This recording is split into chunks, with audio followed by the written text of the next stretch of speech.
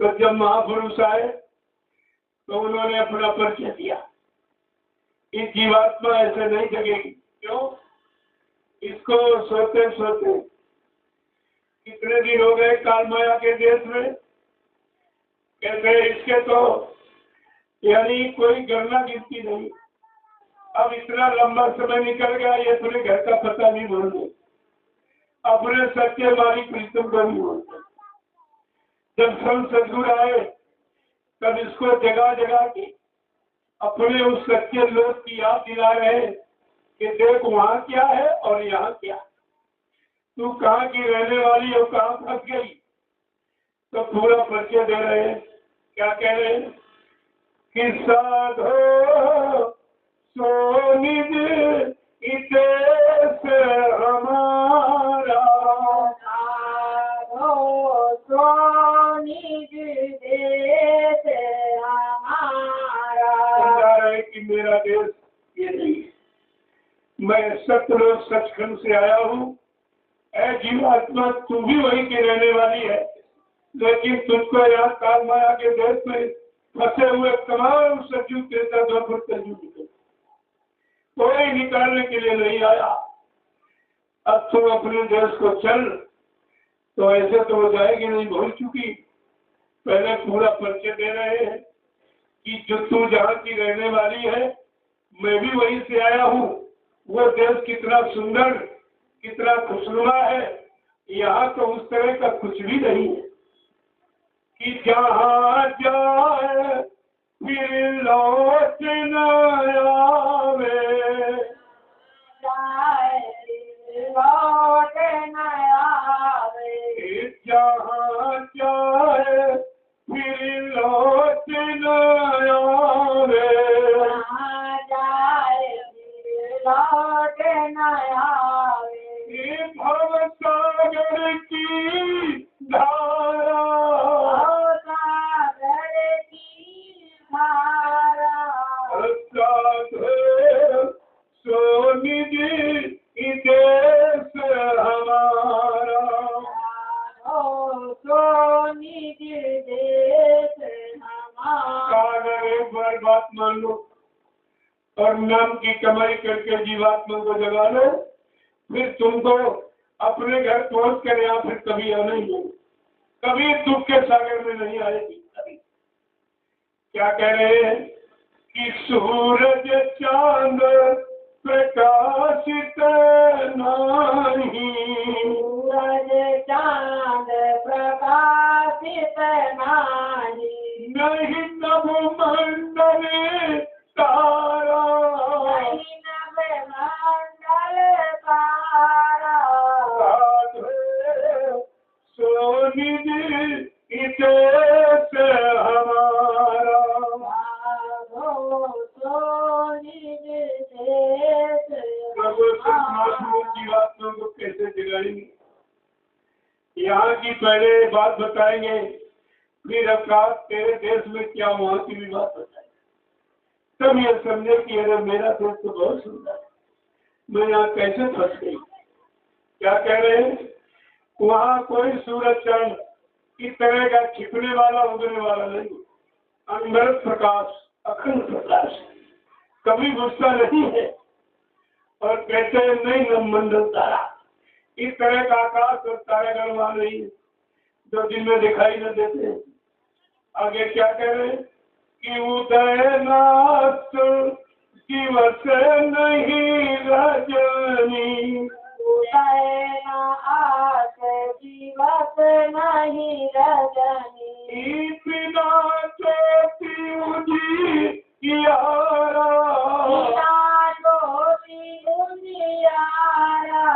साधो सोनिज इतेश हमारा, साधो सोनिज देश हमारा। कहते वहाँ का दिन निकलता नहीं छिपता, वहाँ रात दिन का कोई छिपा नहीं। कहते बिना जोश बिना चिराग बत्ती जलाए हमेशा प्रकाश, परम प्रकाश स्वरूप दिन राती न चाहिए घर दिया। वहाँ तुमको जलाने की जरूरत नहीं है, अखंड प्रकाश है, उस तेजस्वी प्रकाश देश की तो रहने वाली है। चल तुझको मैं उसी तेजस्वी प्रकाश देश में पहुंचा दूं। और क्या समझा रहे हैं कि 5 तत्व गुण 3 नहीं वहाँ, 5 तत्व गुण 3 नहीं वहाँ, नहीं कोई सृष्टि पसारा, नहीं कोई सृष्टि पसारा, साधे सो निधि इस देश हमारा, साधो सो निज देश कैसे ये सच होती करी जो स्वास्थ्य तत्व गए सिद्धिजन स्वागत गंगन समीरा पंच तत्व या रति सही। ये 5 तत्वों की मेलोडी रचना वाला कोई वह शरीर नहीं है जो जन्म मरण मर जाए फिर जन्म फिर मर जाए, ऐसा कुछ। वो अखंड देश है और न ही कोई सृष्टि बता, और सृष्टि का ऐसा कोई वहां विस्तार नहीं है। अनवरत अखंड वो देश है कि न माया कहते प्रपंच बहु, सहान माया प्रपंच लोक कुटुंब परिवार, लोक कुटुंब परिवार, साधे सो निधि इस देश हमारा, साधो सो निज देश माया का कोई प्रपंच नहीं, काल माया की वहां कोई जोर चलने वाला नहीं है। वो तो माँ ये हाल काल सबसे रहित दयाल देश है, और वहां पर किसी तरह की लोग की कोई अच्छा चर्चा, कोई प्रपंच कुछ। क्या कह रहे हैं कि क्षुधा तृषा नहीं शीत उष्ण वहाँ, नहीं पीत वहाँ, नहीं सुख दुख को संचारा, नहीं दुख सुख को संसारा, साधे सो निधि इस देश हमारा, साधो सो निज मुझसे कहते वहाँ कोई भूख प्यास का भी चक्कर, जब शरीर नहीं तो भूख प्यास का निखारी सुखते खचाखच बनी, कोई जिन शरीर इस तरह की कोई वहाँ रचना नहीं है। अरे तू वैसे अखंड और तेजस्वी और कुसुम देश की रहने वाली जीवात्मा सूरत रूप तू कैसे? क्या कह रहे कि आधि न व्याधि उपाधि कछु नहीं, आदि न व्याधि उपाधि कछु नहीं, पाप पुण्य को नहीं विस्तारा, पाप पुण्य को नहीं विस्तारा, साधो सो निधि इस देश हमारा, साधो सो निज कैसे वहाँ कोई देश न रोग न भोग न आदि न व्याधि, यानी किसी तरह का कोई पाप पुण्य का वहाँ क्षेत्र नहीं, एकदम सुरते खचाखच भरी है। पाक साम निर्मल पवित्र चेतन देश है, उसी चेतन देश की जीवात्मा तू रहने वाली है, और मैं भी उसी चेतन देश से आया हूँ तुझको लेने के लिए। क्या कह रहे कि ऊंच नीच कुल की मर्यादा, ऊंचे नीचे कुल की मर्यादा, आश्रम पर विचारा, आश्रम वर्ण विचारा, साधो सो निधि इस देश हमारा, साधो सो निज देश प्रभु वहाँ कोई ऊंची नीच, कोई छोटा बड़ा गरीब अमीर, इस तरह की कोई रचना, ये पाप पुण्य कर्मों की मेलोडी कोई रचना उधर नहीं है। वो तो निखारी सुरतों का देश है।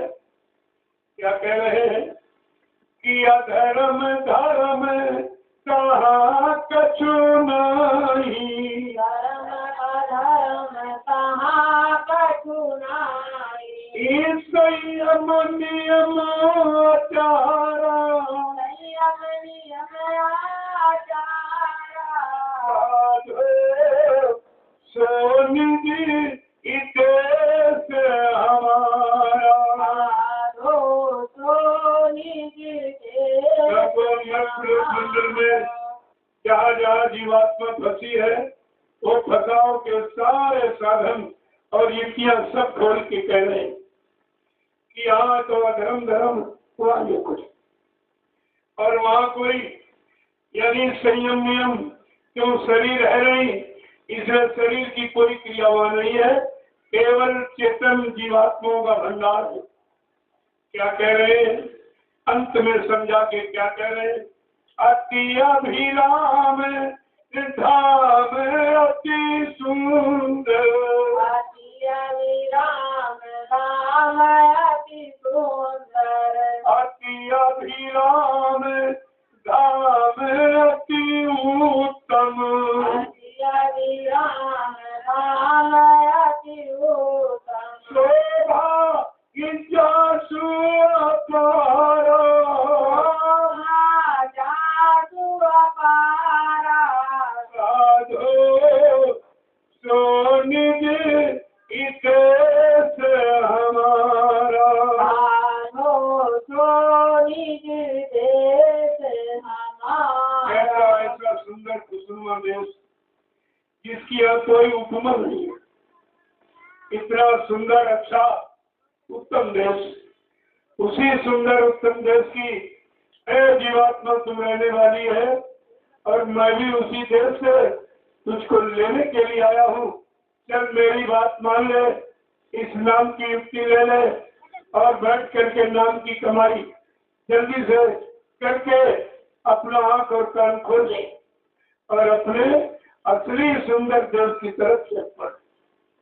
क्या कह रहे हैं, कहे कबीर सुनो भाई समझो, कहे कबीर सुनो भाई समझो, कहे कबीर सुनो भाई समझो, कहे कबीर सुनो भाई समझो, तीन लोक के न्यारा, तीन लोक से न्यारा, संतो सोनिधि इतेश हमारा, ओ सोनिधि देश हमारा।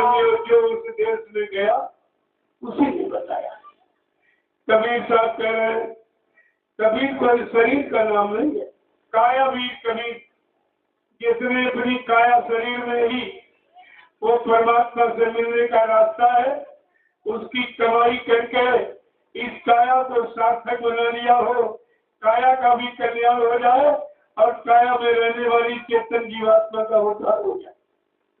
ये दोनों काम करने वालों को कबीर को, ये कोई इंसान का नाम नहीं था, काया भी कबीर, जिसने अपनी काया पर नियंत्रण कंट्रोल किया, काम को अहंकार को मिटा दिया और इसी काया शरीर में आज्ञा चक्र, छठे चक्र, प्रकृति धाम, सिफतु, बिंदु और दसवां द्वार जिसे कहते हैं, वहीं पर बैठ करके अपनी जीवात्मा को जगाकर परमात्मा से मिला लिया और जीवात्मा को हमेशा के लिए इस नरक देश से और सच्चे देश में पहुंचा दिया। उसको कहते कबीर। बेचारे कबीर पंथी भी कुछ नहीं जानते, ये भी अंतिम पंथी के चक्कर में घूम रहे, इनको ये भी नहीं मालूम कबीर कहते किसे।